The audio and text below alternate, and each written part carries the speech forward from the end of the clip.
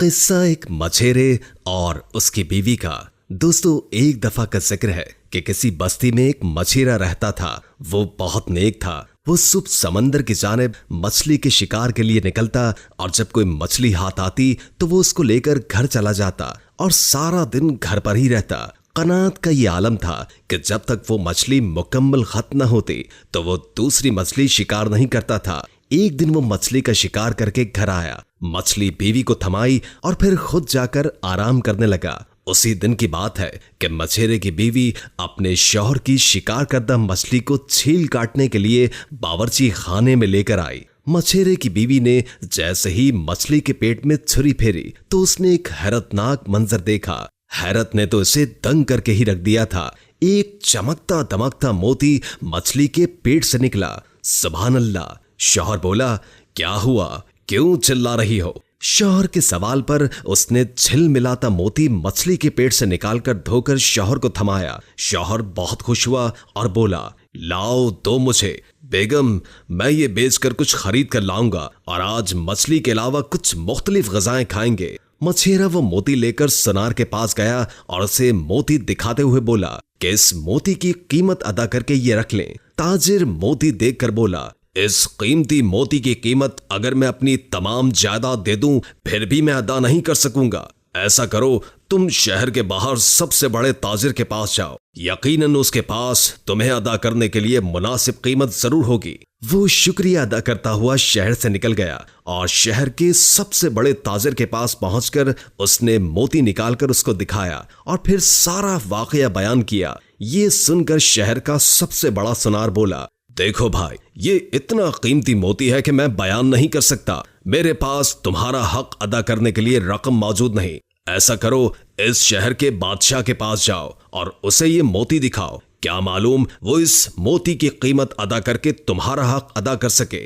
मछेरा सुनार की बात सुनकर एक बार फिर सफर पर निकला।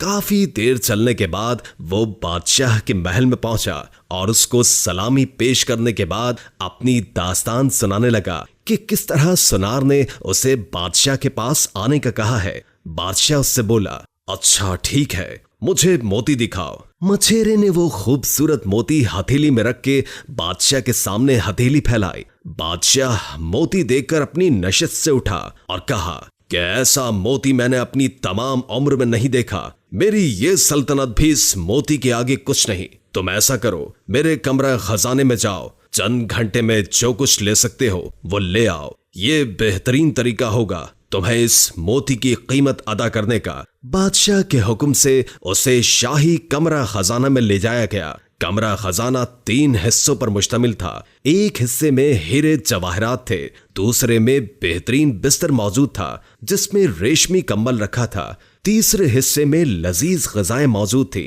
ऐसी ग़िज़ाएं जिनका नाम शायद ही मछेरे ने अपनी पूरी जिंदगी में कभी सुना हो। मछेरे ने सोचा, 6 घंटे तो बहुत हैं, क्यों ना मैं कुछ जरा खा लूं ताकि ज्यादा कुव्वत आए और ज्यादा से ज्यादा माल इकट्ठा कर सकूं। मछेरे ने 2-3 घंटे खाने में गुजार दिए। उसके बाद उसे गहरी नींद आने लगी। उसने सोचा, अभी तो 4 घंटे हैं, क्यों ना 2 घंटे सो जाऊं, फिर जब उठूंगा तो ज्यादा ताजगी महसूस करूंगा और फिर फुर्ती से हीरे जवाहरात जमा कर लूंगा। वो सोने में ही मगन था कि किसी की गंभीर आवाज ने उसकी नींद में खलल पैदा कर दिया। वो फौरन उठकर खड़ा हुआ तो उसने देखा कि बादशाह उसके सामने खड़ा है और उससे कह रहा है, उठ उठ ए अहमक मछेरे, तुझे दी हुई मोहलत खत्म हो चुकी है। हाय, वो कैसे? तूने बिल्कुल ठीक सुना है, निकल इधर से बाहर को। मछेरा कहने लगा, मुझ पर मेहरबानी करो, मुझे काफी वक्त नहीं मिला, थोड़ी मोहलत और दे दो।